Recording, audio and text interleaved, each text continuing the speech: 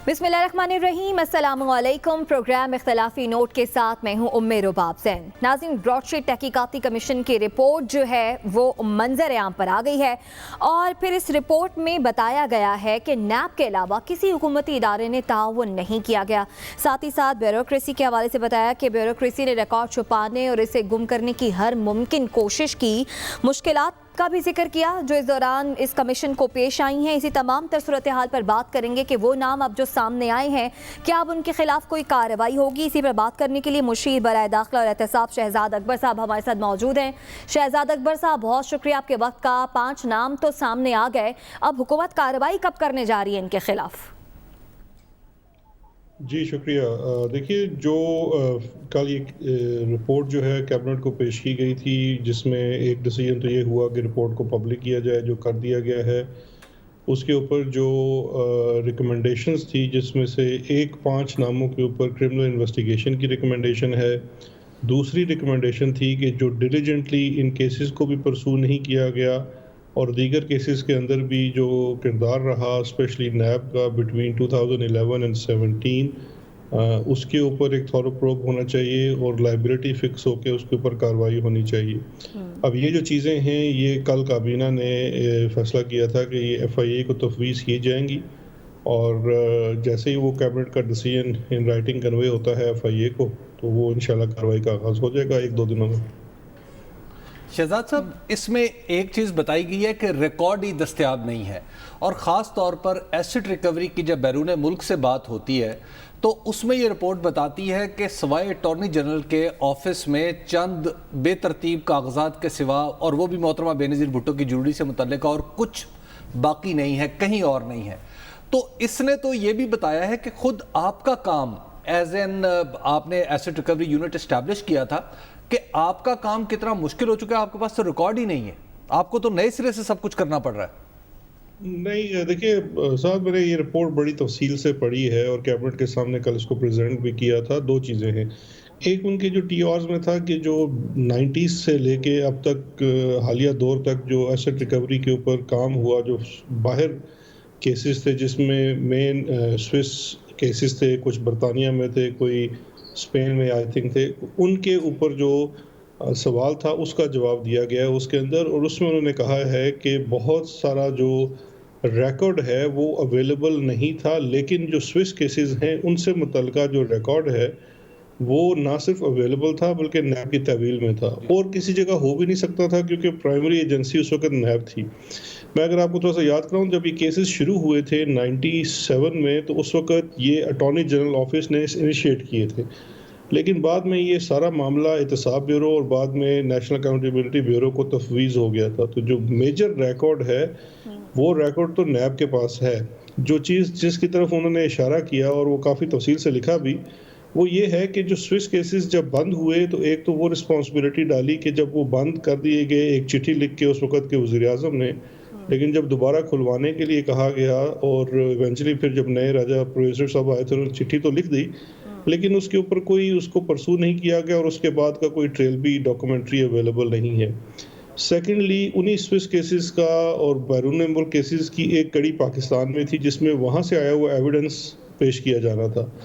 उन मुकदमात के अंदर यहाँ पे बावजूद इसके कि नैब के पास वो ओरिजिनल रिकॉर्ड मौजूद था, लेकिन बरियत कराई गई मुल्ज़मान की उन केसेस में पाकिस्तान में ओरिजिनल रिकॉर्ड ना होने की वजह से, वो चीज़ भी कमीशन ने हाईलाइट की है कि वो रिकॉर्ड आज भी नैब की तहवील में है और वो पेश किया जाना चाहिए था। और इसके साथ उन्होंने एक सजेशन भी दी है, क्योंकि जो केसेस अभी अपील की स्टेज में हैं, वहाँ पे ये फैक्ट जो है ऑन रिकॉर्ड लाया जाए कि ओरिजिनल रिकॉर्ड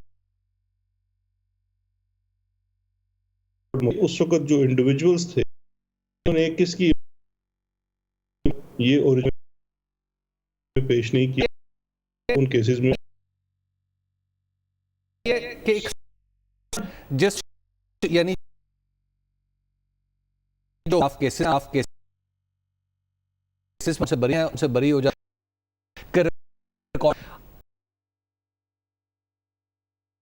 अब भी अपनी है रिकॉर्ड तो मैं حبیب صاحب جس تھا جو ایک زمانے میں گیا، اصل میں میرا خیال ہے ایمان غائب ہو جاتا ہے، ریکارڈ اپنی جگہ موجود رہتا ہے۔ یہ جب ریکارڈ کی بات ہوتی ہے تو دیکھیے جو فائنینشیل کرائمز ہیں اس میں جو ریکارڈ ہوتا ہے وہ تو usually banking trails, banking documents ہوتے ہیں، تو ان کو یہ کہنا کہ جو اوریجنل ریکارڈ ختم ہو جائے گا وہ ملٹیپل اس کے جگہ ہوتی ہے۔ اس کمیشن میں بھی یہ چیز کہی گئی، اور یہ پہلے سپریم کورٹ میں جب مقدمات چلے تھے، آپ کو یاد ہوگا کہ وہ سوئس وکلا کے دفاتر سے دو لمبے لمبے کوٹ پہن کے لوگ گئے تھے 2007-8 میں، وہاں سے ریکارڈ آیا تھا، وہ ہمارے ہائی کمیشن لنڈن چلا گیا تھا۔ آج اس کمیشن جو براڈ شیٹ کمیشن تھا اس نے بتا دیا کہ وہ ریکارڈ نیب کی تحویل میں موجود ہے، جبکہ اتنے سال بیچ میں اس ریکارڈ کا کوئی ذکر نہیں تھا۔ جی شہزاد صاحب دو سوال ہیں، آپ سے شہزاد وہ بھی ایک وکیل ہیں، کیا حبیب آپ صاحب اگر میں ایک سوال سمجھتے ہیں کہ ایک وکیل جن کا نام آیا ہے اس میں عامر بلال صوفی کا، ان کے خلاف اس بنیاد پہ کوئی کرمنل کارروائی ہونی چاہیے کہ انہوں نے ایک ڈرافٹ ایسا تشکیل دیا جس میں کچھ جگہ بلینک تھی اور خود کہہ رہے ہیں کہ ڈرافٹ ہے یہ؟ دیکھیے کمیشن نے جو سفارشات ریکمنڈیشن کیسز کے اوپر آگے کارروائی کا کہا گیا ہے، جب کسی ہم کرمنل کارروائی کی بات کرتے ہیں وہ محض کمیشن کی کنکلوژنز کے اوپر بیس نہیں ہوتی ہے، اس کے لیے انکوائری، یہ ایکسٹیبلش لا ہے کہ فریش انویسٹیگیشن ہوتی ہے، یعنی کہ جو بھی اس انکوائری کے اندر کمیشن کے اندر چیزیں معلوم کی گئی ہیں ان کو ایک دفعہ سے پھر ویریفائی کیا جائے گا، اور جن لوگوں کے خلاف کارروائی کرنے کا کہا گیا ہے ان کو کنفرنٹ کیا جائے گا، ان کا ورژن لیا جائے گا، اور اس کے بعد جو تحقیقاتی ادارہ ہے، چاہے وہ FIA ہے یا کوئی اور ادارہ ہوتا ہے، وہ اپنی ایک اوپینین بنائے گا کہ اب ان کو چارج کیا جانا ہے یا نہیں کیا جانا ہے۔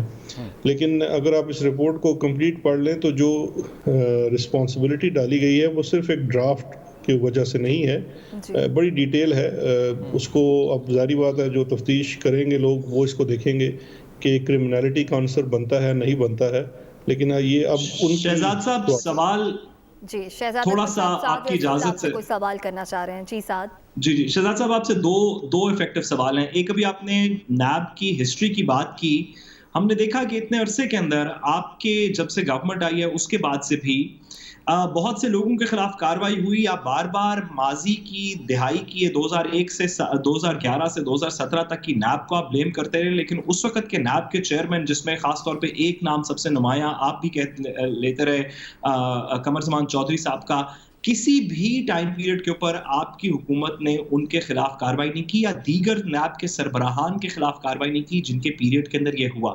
ایک تو تھوڑا سا اس پہ واضح کیجئے گا کہ کیا وہ اس انویسٹیگیشن کے زمرے میں فال کریں گے؟ اور دوسرا سب سے ضروری سوال جو ہر عوام کا شخص آپ سے پوچھنا چاہتا ہے وہ یہ ہے کہ سر آپ نے بڑا اچھا کام کیا، آپ ہر دفعہ نئی انویسٹیگیشنز لے کے آتے ہیں، نئے شواہد لے کے آتے ہیں، پاکستان کو پیسہ کیسے واپس ملے گا سر؟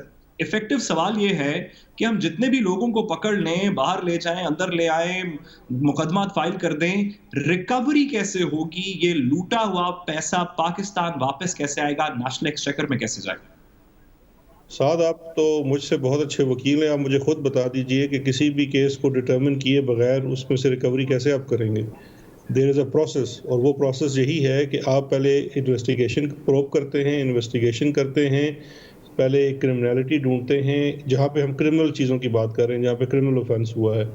دوسرا اس کا جو ایفرٹ ہے وہ جو انٹرنیشنل ٹیکسیشن کے ضمن میں ہے، جہاں پہ انڈکلیئرڈ ویلتھ ہے لیکن وہ ضروری نہیں ہے کہ وہ اس کے اندر کوئی کرمنل اوفینس کمٹ ہوا ہو، اس کا سول ریکوری کا سلسلہ الگ ہے، اور کرمنل کیسز کے اندر یہ مروجہ قانون ہے، پاکستان کا بھی ہے، دیگر ممالک کا بھی ہے کہ پہلے آپ کو کیسز کو کنکلوڈ کرانا پڑے گا اور پھر اس کے بعد اس میں سے ریکوریز ہوں گی۔ جو آپ کا پہلا سوال تھا ساتھ وہ بھی بڑا ضروری ہے۔ دیکھیے جو ہم نہیں کہتے ہیں کہ 2011 سے لے کے 2017 تک، اب یہ براڈ شیٹ کمیشن نے کہا جس کو 1 ممبر کمیشن تھا، فارمر جج ہیں سپریم کورٹ آف پاکستان کے، ان کو جو TORs دیے گئے، جو سوال پوچھے گئے، اس کے جواب میں انہوں نے واضح طور پہ لکھا کہ 2011 سے لے کے 2017 تک یہ کچھ بے ضابطگیاں ہیں جو نارمل بے ضابطگی سے ہٹ کے ہیں، اور اس میں کرمنل لائبلٹی کا عنصر ہو سکتا ہے، اس لیے اس معاملے کو دیکھا جانا چاہیے. اور اس کی انہوں نے کچھ مثالیں بھی دی، جس میں سے ایک مثال جو تھی کہ دو چیزیں ہیں. ایک تو براڈ شیٹ کا جو مقدمہ تھا، ایک تو غلط سیٹلمنٹ ہوئی سن 2008 میں اور غلط کمپنی کو پیمنٹ ہوگی، وہ ایک حصہ ہے. دوسرا حصہ ہے کہ جب 2009 کے بعد سے دوسری براڈ شیٹ جو اصل میں جس کے ساتھ معاہدہ ہوا تھا، ان کے ساتھ جب آپ کی آربیٹریشن کا پروسیس سٹارٹ ہوا، وہ آربیٹریشن بھی مناسب طریقے سے اور ایفیکٹولی پرسو نہیں کی گئی اور بڑے مٹیریل فیکٹس تھے جو منظر عام پہ نہیں لائے گئے. اس کے لیے بھی انہوں نے کہا ہے کہ اس کا تھورو پروب ہونا چاہیے، اور اگر کہیں کسی کی دیکھیے کوئی کوتاہی ہونا ایک الگ چیز ہے اور کسی کی کرمنل انٹینٹ ہونا الگ چیز ہے. اب جیسے انہوں نے ایک جو معاملہ تھا کہ براڈ شیٹ اور آئی آر کے ساتھ جب معاہدہ ہوا سن 2000 میں، تو اس وقت کے پروسیکیوٹر جنرل نیب کے اوپر انہوں نے سیدھا رسپانسبلٹی عائد کی ہے کہ انہوں نے رولز کو بھی قطع نظر کر دیا، لیگل اوپینین بھی نہیں لی، اور اس وقت کے چیئرمین کو آلموسٹ مس لیڈ کیا. تو اور اس کے بعد ان کے اپنے فائنینشیل انٹرسٹ بھی ان کے اس براڈ شیٹ کمپنی کے ساتھ تھے. اب یہی چیز دیکھنی ہے 2011 سے لے کے 2017 کے لیے، اور اس کے لیے کابینہ نے بھی جو فیصلہ کیا ہے کہ چونکہ معاملہ نیب کے اس زمانے کے افسران کو دیکھنے کا ہے، تو بہتر ہے کہ یہ انویسٹیگیشن، یہ انکوائری نیب نہ کرے، دوسرا فیڈرل ادارہ کرے جو ایف آئی اے ہے. اچھا شہزاد صاحب، میں آپ سے دو سوال پوچھنا چاہ رہا ہوں. ایک تو یہ کہ کیا میں نے رپورٹ کو دیکھا تو اس میں آپ کا نام کہیں نظر نہیں آیا وٹنس کے طور پہ، تو کیا آپ بھی گئے؟ تو آپ نے کیا بتایا کمیشن کو؟ دوسری بتائیے، بھی آپ کرمنالٹی کی بات کر رہے ہیں اور چینی کے ساتھ آپ ہی نے کرمنالٹی کو جوڑ دیا ہے. اب تک چینی کے معاملے میں کرمنالٹی کہیں آپ ڈسکور کر پائے؟ دیکھیں، دو چیزیں ہیں. ایک تو جو مجھ سے آپ پوچھ رہے ہیں کہ میں کمیشن کے پاس گیا، تو مجھے اگر کمیشن بلاتا تو میں ضرور جاتا. لیکن جو ٹائم فریم اور جو براڈ شیٹ کی چیزوں کو کمیشن انویسٹیگیٹ کر رہا تھا، میں اس میں شاید ریلیونٹ وٹنس نہ ہوتا، بیکاز یہ اس چیز میں بڑی کلیئرٹی کی ضرورت ہے. ہمیں مریم اورنگزیب صاحبہ سے ہٹ کے بھی کوئی حقائق کو دیکھنے کی ضرورت ہوتی ہے، کیونکہ یہ معاملہ ہے سن 2000 سے لے کے 2003 تک کا، کہ 2000 میں معاہدہ ہوا ان کمپنیوں سے، 2003 میں معاہدہ تنسیخ کر دیا گیا. آربیٹریشن جو ہیں وہ 2008 میں ایک ہوئی جو سیٹلمنٹ ہوئی، اور 2008 کے بعد 9 کے بعد سے لے کے 2018 تک ہوئی. تو تمام ٹائم فریم میں براڈ شیٹ کے کسی بھی معاملے سے میرا کوئی تعلق نہیں تھا. تو اس لیے شاید انہوں نے مجھے نہیں بلایا ہوتا تو جس طرح کوئی کامنٹ کرنا ہوتا تو میں کامنٹ تو کر سکتا ہوں، لیکن کسی مٹیریل فیکٹ کا میں کوئی ڈائریکٹ وٹنس نہیں ہوں. تو ایک تو یہ چیز بڑی کلیئرٹی کی ضرورت تھی. دوسرا جو چینی سے متعلق آپ نے سوال کیا، دیکھیے چینی سے متعلقہ جو کرمنالٹی تھی، وہ شوگر کمیشن کی رپورٹ آنے کے بعد وفاقی حکومت کی طرف سے ایک ایکشن میٹرکس دیا گیا مختلف تحقیقاتی اداروں کو، جس میں جو کرمنل ایکشن تھا، وہ جس میں کرمنالٹی کی بات ہے، وہ ایک تھا جو معاملہ سونپا گیا نیب کو، ایک ایف آئی اے کو جو کہ کارپوریٹ فراڈ اور منی لانڈرنگ سے متعلقہ تھا، اور ایک معاملہ اینٹی کرپشن کو جو شوگر مل کے گنے کی قیمتوں سے لے کے تھا. جو ایف آئی اے کے معاملے تھے جس میں منی لانڈرنگ اور کارپوریٹ فراڈ تھا، اس معاملے کو تمام جو لوگ تھے جو شوگر ملز جن کے اوپر یہ الزام تھا، انہوں نے اس کی کرمنالٹی کی بیسس کو چیلنج کیا. کورٹ میں گئے، کورٹ میں ڈٹرمن ہوا کہ یہ پرائما فیسی کیس ہے اور تحقیقاتی ادارہ جو ہے وہ اپنا کام قانون کے مطابق کرے. اور اس کے بعد اس انکوائری کا آغاز ہوا، اور ابھی تک 4 ایف آئی آرز جو ہیں وہ کٹ چکی ہیں اس بیسڈ اپون دیٹ جو فائنڈنگ تھی شوگر کمیشن کی. اس کے بعد جب یہ معاملہ آگے چلا 1 سال پورا، تو پنجاب میں قانون پاس کیا گیا کہ 15 روز سے زائد آپ ڈیلیوری آرڈر یا فارورڈ بائنگ نہیں کر سکتے. لیکن اس کے برعکس جو سٹا مافیا تھا، جو سٹا کر کے پرائس اسپیکولیشن کرتے تھے، انہوں نے اپنا اللیگل کاروبار جاری رکھا، جو کہ واٹس ایپ گروپس کے اوپر چلایا گیا، جس کے لیے بے نامی اور فرنٹ اکاؤنٹس استعمال کیے گئے، بلینز کی ٹرانزیکشن ہوئی، پرائس ہائیک کی تمام ثبوت اکٹھے کر لیے گئے کہ کیسے چینی کا ریٹ آج بیٹھ کے 1 ماہ بعد اور 2 ماہ بعد آپ اس گروپ میں نکالتے ہیں جس میں یہ کچھ شہزاد صاحب، جو یہ کام تو پوری دنیا کی ایکسچینجز میں ہوتا ہے. جی یہ کام تو پوری دنیا کے ایکسچینجز میں ہوتا ہے کہ فیوچر پرائس ڈسکوری کیسے کرنی ہے. آپ کی پالیسی کے بارے میں اگر شوگر ملز کے کانسیپٹ ان کے پرسپیکٹو سے بات کی جائے تو وہ کہتے ہیں کہ آپ کی پالیسی ایک اینٹی بزنس پالیسی ہے، جس کی وجہ سے آپ کے جو اقدامات ہیں ان کی وجہ سے پاکستان میں شوگر کا بحران پیدا ہوا ہے. دیکھیے، شوگر کا دو چیزیں ہیں، یہ ذرا اس میں بڑی وضاحت کی ضرورت ہے. پہلا، آپ نے جو سوال کیا اس سوال کے اندر ہی آپ کا جواب موجود ہے. دنیا کے ایکسچینجز میں ہوتی ہے میرے بھائی. واٹس ایپ گروپوں کے اوپر کون سی دنیا کا ایکسچینج چلتا ہے؟ کس قانون کے تحت ایکسچینج ریگولیٹ ہوتا ہے؟ کسی جگہ سے کسی قانون کے تحت ریگولیٹ ہوتا ہے. واٹس ایپ گروپوں کے اوپر بیٹھ کے 5 10 15 سٹا کھیلنے والے لوگ پرائس اسپیکولیشن جو کرتے ہیں وہ لیجیٹمیٹ بزنس نہیں ہے، اسپیشلی اس کموڈٹی کا جس کی 15 روز سے زیادہ کی سیل جو ہے وہ قانون کے مطابق منع کر دی گئی ہے. ایک چیز تو یہ ہے، اور دوسرا یہ کہنا کہ ہماری کارروائی کی وجہ سے قیمت بڑھ جاتی ہے، یہ بھی ایک لاجیکلی بڑی غلط بات ہے. چینی 4 مہینوں میں پورے ملک کی بن جاتی ہے، اس کی مینوفیکچرنگ کاسٹ کیا ہے، اس کی کتنی قیمت کتنی لاگت آئی وہ طے ہو گئی، اس کے اوپر کتنا منافع ہونا چاہیے کتنا ٹیکس ہونا چاہیے وہ بھی طے ہو جانا چاہیے. پھر یہ کیوں کر ہوتا ہے کہ ہر مہینے ہر ہفتے چینی کی پرائس اوپر نیچے ہوتی ہے؟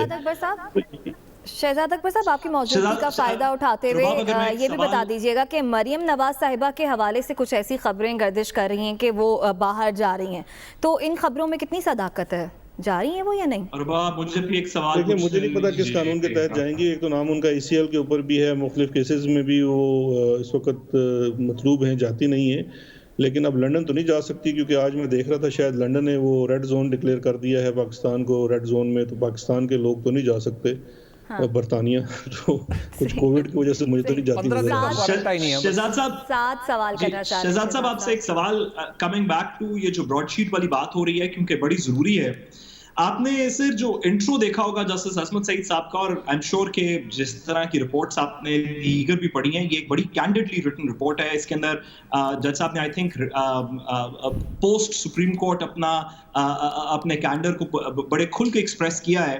اس کے انٹرو میں ایک پیراگراف ہے جس کے اندر انہوں نے کہا کہ یہ میں مرگلا میں بیٹھا یہ لکھ رہا تھا رپورٹ، اور مجھے یہاں سے گیدڑوں کی آوازیں آ رہی تھیں، اور ان گیدڑوں کی آوازوں کے باوجود میں اپنا کام کرتا رہا. اینڈ آئی ایم شیور کہ آپ بھی اس بات کو تسلیم کرتے ہوں گے کہ یہ اصل گیدڑوں کی شاید بات نہیں ہو رہی. حکومت کے اندر آپ کا داخلہ سے تعلق ہے، انٹرنل میٹر سے تعلق ہے. کیا گورنمنٹ کوئی اس طرح کی بات جج صاحب کی کامنٹ کے بعد دیکھ رہی ہے کہ کوئی ایسے لوگ تو نہیں تھے جنہوں نے جج صاحب کو اپروچ کرنے کی کوشش کی، کہا کہ یہ آپ رپورٹ نہ منظر عام پہ لائیں، اس کا کوئی اور طریقہ کریں؟ کوئی اس بات کے اوپر آپ کی طرف سے رد عمل گورنمنٹ کی طرف سے کوئی انویسٹیگیشن ہو رہی ہے؟ آپ کے پاس ہیں تمام انویسٹیگیشن ادارے؟ دیکھیں سعد، ابھی ہمارے پاس کوئی علم نجوم کا تو ہے نہیں سلسلہ کہ جس سے ہم یہ پتہ لگا سکیں کہ وہ اصل گیدڑ تھے یا حیوانی گیدڑ تھے یا انسانی گیدڑ تھے. ویسے تو وہ جو منسٹرز انکلیو ہے وہ بھی مارگلا کی انہی پہاڑیوں کے پاس ہے جہاں پہ وہ ججز کالونی، اور یقین کریں کہ وہاں پہ جو میں تو اس لیے اس بات پہ حسرت تھا کہ حقیقتاً مطلب یہ ہو سکتا ہے ان کو کسی نے اپروچ کرنے کی یا کرنے کی کوشش کی ہو، لیکن حقیقتاً اس علاقے میں شام کے وقت گیدڑ سور اس طرح کی بہت ساری چیزیں وہاں پہ گھومتی پھرتی رہتی ہیں. تو it could be very possible کہ وہ شاید حقیقی طور پہ گیدڑیوں کی آواز. آپ فگریٹیولی تو نہیں کہہ رہے؟ نہیں، میں سچی بات کر رہا ہوں کیونکہ بالکل مارکلا پہاڑی کے بالکل عین سامنے ہے اور شام کو وہاں پہ کافی جانور گھومتے پھرتے ہیں. شہزاد صاحب، ایک بات یہ بھی ہوئی، خود کمیشن نے کہا کہ اور سوال اٹھایا کہ براڈ شیٹ جو آئل آف مین والی کمپنی ہے، جو کاوے موسوی والی کمپنی جس سے آپ بھی ملے، اس کے پاس اچانک کہیں سے پیسے آ گئے اور اس نے آربیٹریشن کی طرف وہ چلا گیا، اور اس حوالے سے کچھ اڑتی باتیں کمیشن کے علم میں بھی آئی ہیں. تو آپ تو اس حصے میں، یعنی جو حصہ ایوارڈ کے بعد کا تھا، آپ تو خود انوالو رہے ہیں، کیا آپ کو اس بارے میں کچھ پتہ چلا؟ میں ابھی آپ کی بات سمجھا نہیں کہ کب کا ذکر ہے اس کے پاس اچانک پیسے آ گئے. یہ جب ایوارڈ کے معاملے میں جب پہلے معاہدہ ہوا اور معاہدے کے بعد جب جیری کو پیسے مل گئے تو اور پھر جو اس کے پاس یعنی کاوے مساوی کے پاس اچانک پیسے آ گئے، یہ سوال اٹھا ہے. خود کمیشن نے؟ دو چیزیں ہیں. ایک تو یہ ہے کہ یہ بھی ڈٹرمن ہوا ہے اور یہ بات پہلے سے نالج میں تھی کہ جس وقت 2008 میں براڈ شیٹ کے ساتھ سیٹلمنٹ، وہ جو فراڈ والا سیٹلمنٹ ہوا، اس وقت تو وہ وائنڈنگ اپ میں تھی کمپنی. بالکل. اور 2007 کا معاہدہ ہونے کے بعد شاید 8 یا 9 میں جا کے اس کمپنی کو انہوں نے دوبارہ سے کھڑا کیا، اور وہ اس کے کچھ چھوٹے موٹے جو ڈیٹس لائبلٹی ہیں وہ پے آف کر کے کاوے مصابی نے اس وقت اس کمپنی کو کھڑا کیا. تو وہ تو یہ جو سوال ہے کہ کاوے مصابی کی کمپنی کے اندر کیا کنٹریبیوشنز تھی، یہ آربیٹریشنز کے اندر بھی آئی. لیکن جو چیز کمیشن میں جج صاحب نے پوائنٹ آؤٹ کی جو بڑی گلیئرنگ تھی، کہ جو پرسونس تھا پوسٹ 2009 جو 11 سے تقریباً ایکٹیولی آربیٹریشن کی پروسیڈنگز کا آغاز ہوا، جس میں آربیٹریٹر کے تقرر سے لے کے آخر جو 2016 میں ایوارڈ ہو جاتا ہے اگینسٹ پاکستان، اس میں جو پرسوئنس ہے اور اس وقت کی جو لا فارم ہے انہوں نے نیملی لکھی بھی ہے، اس کے اوپر انہوں نے کافی زیادہ سوال اٹھائے ہیں کہ وہ ڈیلیجنٹ نہیں کام کیا گیا. اس حد تک ڈس انٹرسٹ دکھایا گیا کہ پاکستان نے جب اس کی پلیس آف آربیٹریشن تھی ڈبلن سے لنڈن چینج کی، اس کے اوپر بھی کوئی اعتراض نہیں اٹھایا، بلکہ اپنی کوئی ان پٹ نہیں دی کہ کون آربیٹریٹر، یعنی کہ دیکھیں جس بندے سے آپ نے جج کروانا ہے اس میں حکومت پاکستان نے اس وقت بالکل کوئی رول ہی پلے نہیں کیا کہ وہ کون شخص ہونا چاہیے، کوئی اپنا بہت شکریہ شہزاد اکبر صاحب ہمارے ساتھ موجود تھے. بریک کا وقت ہے، بریک سے واپس آئیں گے تو NA-75 کے حوالے سے سپریم کورٹ نے الیکشن کمیشن کا فیصلہ برقرار رکھا ہے، اس پر بات کریں گے.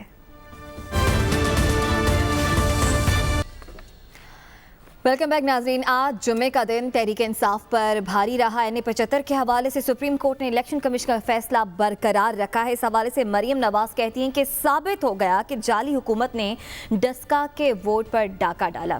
حبیب صاحب، اس فیصلے پر مریم نواز نے تو ٹویٹ کر کے یہ کہہ دیا، ساتھ ہی ساتھ فیصلہ برقرار رہا ہے. دیکھیے، ایک تو بہت بڑا ہی ہے، میرا خیال ہے کہ الیکشن کمیشن کی بھی جیت ہے اور پاکستان کی ڈیموکریسی کے لیے بہت بڑی خبر ہے. اس کی وجہ یہ ہے کہ ماضی میں ہم نے اس طرح کے الیکشنز بھی دیکھے ہیں کہ جہاں پہ 1-2 قتل ہو جانا، وہاں پہ فائرنگ ہو جانا، الیکشن کی ڈسٹربنس ہو جانا، لڑائیاں ہو جانا، اور اس کے بعد پھر اس الیکشن کا رزلٹ بھی اناؤنس کر دیا جانا. اس سے پہلے آپ کو یاد ہوگا کہ سندھ میں ایک وحیدہ والا کیس ہوا تھا اور اس میں بھی سپریم کورٹ نے از خود نوٹس لے کے پھر ان کو اس الیکشن کو یعنی اس الیکشن پہ خود نوٹس لیا اور بعد میں اس کا فیصلہ کیا. یہ جو الیکشن ہے پرٹیکولرلی، اس الیکشن میں آپ نے دیکھا کہ ہماری آنکھوں کے سامنے کس طرح ڈسکا شہر کے اندر فائرنگ ہوتی رہی، کس طرح لوگ جو ہیں 8-10 لوگوں کا ایک گروہ فائرنگ کرتا رہا پورے شہر میں، اور ہماری پولیس جو ہمارے آئی جی کی کمان میں ہے، اور آئی جی صاحب نے بھی، آئی جی صاحب کے غالباً کان اور آنکھیں بند تھیں، اور اس پولیس نے بھی اپنی آئی جی کی اقتداء میں، اپنا امام ہوتا ہے نا ان کا، تو اس کی اقتداء میں انہوں نے بھی اپنی آنکھیں اور کان بند رکھے، نہ انہیں فائرنگ سنائی دی، نہ انہوں نے ان لوگوں کو دیکھا. اسی طرح ہمارا چیف سیکرٹری صاحب جو بدستور اپنے عہدے پر قائم ہے، اور انہیں خود الیکشن کمیشن نے فون کیا کہ جناب آپ کی زیر نگرانی ڈسکا میں یہ ہو رہا ہے، اور کبھی ان کا فون بند مل رہا تھا اور کبھی ملا تو انہوں نے کہا اچھا میں ابھی کرتا ہوں، جیسے افسر کرتے ہیں. اور جیسے خود یہ ہماری جو جس ابھی ہم تھوڑی دیر پہلے جس رپورٹ پہ بات کر رہے تھے، اس میں خود انہوں نے، ہمارے جج صاحب نے، عظمت سعید صاحب نے لکھا کہ انکیپیسیٹیٹڈ، کوئی کیپیسٹی نہیں ہے ان افسروں میں کام کرنے کی. تو وہ مظاہرہ اس دن ہم نے چیف سیکرٹری کی صورت میں بھی دیکھا. اب بات یہ ہے کہ الیکشن کمیشن نے کہہ دیا کہ یہ الیکشن غلط ہے، ماحول ٹھیک نہیں تھا الیکشن کا. نمبر 2، سپریم کورٹ نے اس فیصلے پر مہر تصدیق ثبت کر دی. بالکل. اس کے بعد بھی یہ فیصلے ہو گئے، یہ ہمارے قانونی نظام نے اپنا علم بلند کر دیا، جھنڈا گاڑ دیا، لیکن ہمارا انتظامی نظام اب تک کان لپیٹ کے پڑا ہوا ہے. آئی جی صاحب بھی وہیں پہ تشریف فرما ہے، اور چیف سیکرٹری صاحب بھی وہیں پہ تشریف فرما ہے. اور بھائی آپ کو اپنی، مطلب اب میں کیا کہوں، آپ کو نظام کی عزت کا خیال کرنا چاہیے. کون کرے گا خیال؟ آپ کو یہ وزیر اعلیٰ کو بیچ میں آنا چاہیے. وزیر اعلیٰ صاحب آج آ رہے ہیں اور آج آ کے انہوں نے کہا ہے کہ جناب ہم نے دوبارہ، انہوں نے ایک مخصوص سٹائل میں کہا کہ ہم نے دوبارہ کہہ دیا کہ اس کا نظام کا بندوبست کیا جائے، وہاں انتظامی نگرانی کی جائے، یہ کیا جائے، وہ کیا جائے. بھائی آپ اسی عطار کے لونڈے سے دوا لیں گے جس سے بیمار ہوئے، آپ اسی چیف سیکرٹری کو کہیں گے کہ انتظام کر، اسی آئی جی کو کہیں گے کہ انتظام کر. جن کے اوپر الیکشن کمیشن کو بھروسہ نہیں ہے, جن کے فیصلے آنے کی, اب سپریم کورٹ کے اس فیصلے کے بعد ان دونوں پہ کس کو بھروسہ ہے؟ اور وہ بندے الیکشن مشین کے جو انتظامی مشین کے اہم ترین پرزے ہیں وہ اپنی جگہوں پر قائم ہے. چلیے قانونی طور پہ کوئی ضرورت نہیں ہے, لیکن کوئی اخلاقی دباؤ بھی ہے کہ نہیں؟ لیکن خیر مجھے کئی لوگوں نے سمجھایا ہے کہ حبیب اکرم تم بڑی زیادتی کرتے ہو جب تم سیاست میں اخلاقیات لے کے آتے ہو, تو لہٰذا میں اب کیا کروں کہ میں تو انتظامیہ میں بھی اخلاقیات لانے پہ مجبور ہوں, لیکن اگر انتظامیہ میں کوئی اخلاقیات نہیں ہے تو پھر کوئی کیا کر سکتا؟ ساتھ قانونی طور پر سپریم کورٹ نے تو یہ کہہ دیا کہ الیکشن کمیشن نے جو فیصلہ کیا ہے وہ برقرار رہے گا, جیسا کہ حبیب صاحب بھی بات کر رہے ہیں. وزیر اعلیٰ نے یہ تو کہہ دیا کہ ہم انتظامات کریں گے, لیکن جس بندے نے جہاں غفلت کی وہ ابھی بھی اپنی جگہ پر موجود ہے. دیکھیں, پاکستان کی سیاست کے اندر اور پاکستان کے میڈیا کے اندر بھی یہ ایک رواج ہے کہ ہم چھوٹے ایگو کے مسائل کو لے کے ریاست کے اوپر مسلط کر دیتے ہیں اور کہتے ہیں کہ ہمارا تو سب سے بڑا, پاکستان کا تو سب سے بڑا مسئلہ یہ ہے, اصل میں تو اور ہم باقی ساری چیزیں چھوڑ دیں تو یہ مسائل جو ہیں پاکستان کے یہ ہمیں سالو کرنے چاہیے. اور ان میں سے ہم نے ایک ڈسکا کا الیکشن بنا لیا. ڈسکا کا الیکشن غلط ہوا تھا, ڈسکا کے الیکشن کے اندر زیادتیاں ہوئی تھیں, ڈسکا کے الیکشن کے اندر قانون کی خلاف ورزی ہوئی تھی, ڈسکا کے الیکشن کے اندر الیکشن کمیشن کا فیصلہ درست تھا کہ یہاں پہ واپس ری الیکشن کروا لینا چاہیے, اسی کو عدالت نے بھی اب اپہولڈ کر دیا ہے. لیکن ہمارے جو اصل مسائل ہیں, کیا یہ پاکستان کا, کیا ڈسکا کا الیکشن پاکستان کا سب سے بڑا مسئلہ ہے؟ کیا حبیب صاحب کو یہ پہلی دفعہ نظر آیا یا دیگر لوگوں کو پہلی دفعہ نظر آیا کہ اس ایسی چیزوں کی وجہ سے انتظامیہ نہیں ہلی؟ کیا انتظامیہ ہل گئی تھی جب ماڈل ٹاؤن کے اندر 14 لاشیں گری تھیں؟ کیا انتظامیہ ہل گئی تھی جب غلط ہے اسے ایک واقعہ قرار دے کے نظر انداز تو نہیں کر سکتے نا ساتھ؟ نہیں کر سکتے. کیا انتظامیہ ہل گئی تھی جب بلدیہ ٹاؤن کے اندر 250 بندہ زندہ جل گیا تھا؟ ہماری انتظامیہ, ہماری سیاست, ہمارے سیاستدان جو آج ڈسکا کے الیکشن کے ایک سائڈ پہ ہیں یا ڈسکا کے الیکشن کے دوسری سائڈ پہ ہیں, خواہ حکومت میں ہو خواہ اپوزیشن میں ہو, وہ جب حکومت میں موجود رہے ہیں انہوں نے اس کو اپنی انا کی بیٹل بنا لی ہے, جو کہ آج پی ٹی آئی بھی بنا رہی ہے, جو کہ اب سے پہلے نون لیگ پنجاب میں بناتی رہی, آج تک پیپلز پارٹی سندھ کے اندر بناتی رہی. یہ انا کی بیٹلز نہیں ہیں. پاکستان ایک غریب ملک ہے, ہمارے اندر وبا پھیلی ہوئی ہے, ہمارے 3 بارڈرز کے اوپر جنگیں لگی ہوئی ہیں, ہماری معیشت کہیں جا نہیں رہی. ڈسکا کا الیکشن کروا لیں پھر سے ایک دفعہ, اس میں کتنی بڑی بات ہے. چیف سیکرٹری, جب دوسرا کوئی چیف سیکرٹری تھا تو اس وقت پنجاب جو ہے اس میں دودھ کی نہریں بہ رہی تھی. اگر یہ چیف سیکرٹری نہیں رہے گا, عثمان بزدار صاحب کو چاہیے کہ اس کو چینج کر دیں, آئی جی صاحب کو چینج کرنا ہے تو چینج کر دیں. اس سے پاکستان کی ریاست کا کون سا مسئلہ ختم ہو جائے گا؟ ہم اپنی سیاسی ایگوز کو, سیاست کی چھوٹی چھوٹی پیٹی فائٹس کو, خواہ وہ الیکشن کمیشن کے اندر ہوں, کسی ایک صوبائی حلقے میں ہوں, کسی ایک نیشنل حلقے میں ہوں, کسی ایک سپریم کورٹ کے فیصلے کے اندر ہوں, ان کو ہم ریاست کے اوپر حاوی نہیں کر سکتے. پاکستان کا مسئلہ ڈسکا کا بائی الیکشن نہیں ہے, پاکستان کا مسئلہ اس سے زیادہ ہے. ہمیں انتظامی طور پہ اسٹرکچرل ریفارمز چاہیے. کسی ایک آئی جی, کسی ایک چیف سیکرٹری کے ٹرانسفر ہو جانے سے نہ ڈسکا کا مسئلہ سالو ہوگا, نہ انتظامی مسئلے سالو ہوں گے, نہ ہماری سیاست کے ایگوز کے مسئلے سالو ہوں گے. ٹھیک ہو گیا, بہت سارے مسائل حل ہو جاتے ہیں. اس کی وجہ یہ, بریک پہ جاتے ہیں, اس کی وجہ یہ ہے کہ یہاں پہ ایک پرانا حلقہ ہوتا تھا NA100, یہ گجرانوالہ کے پاس. پیپلز پارٹی اور پی ایم ایل این کا مقابلہ تھا. وہاں پہ ذوالفقار چیمہ اس وقت ڈی آئی جی تھے, آر پی او جنہیں کہا جاتا ہے. آر پی او صاحب نے وہاں پہ حکومت کے باقاعدہ ڈنڈے سوٹے والے احکامات ماننے سے انکار کر دیا تھا, اور خود مخالف پارٹی نے یعنی ایک پریزائڈنگ آفیسرز کو پکڑ لیا تھا, اور چیمہ صاحب اپنی پولیس لے کے گئے اور وہاں سے چھڑوا کے لائے اور الیکشن اناؤنس کروائے, جس میں پیپلز پارٹی جیت گئی تھی. یہ پی ایم ایل این نے حرکت فرمائی تھی اور پیپلز پارٹی کی فیور میں وہ الیکشن گیا تھا. بات یہ ہے کہ کیا اتنی ریڑھ کی ہڈی والے بھی کوئی افسر اب باقی نہیں رہا کہ جو نو کہہ سکے؟ بالکل, کہ یار یہ لوگوں کا ملک ہے, یہ لوگوں کا ملک ہے. میں اور آپ, میں 22 کروڑواں حصے دار ہوں نا, آپ 22 کروڑواں حصے دار ہیں, اسی طرح عمران خان 22 کروڑواں حصے دار ہے, اسی طرح عثمان بزدار 22 کروڑواں حصے دار ہے. یہ ہمارا ملک ہے. اس ہمارے ملک میں بنام عوام اور بنام قانون کوئی افسر ایسا نہیں رہا جو اپنے پاؤں پہ کھڑا ہو سکے. بریک پہ جانے سے پہلے بڑی اچھی حبیب صاحب نے بات کی کہ کیا ہمارے ملک میں اس طرح کی بیوروکریسی موجود ہے جو کہ سیاستدانوں کے خلاف بات کر کر سکتی ہے یا سیاسی حکم اور مداخلت کے باوجود کام کر سکتی ہے؟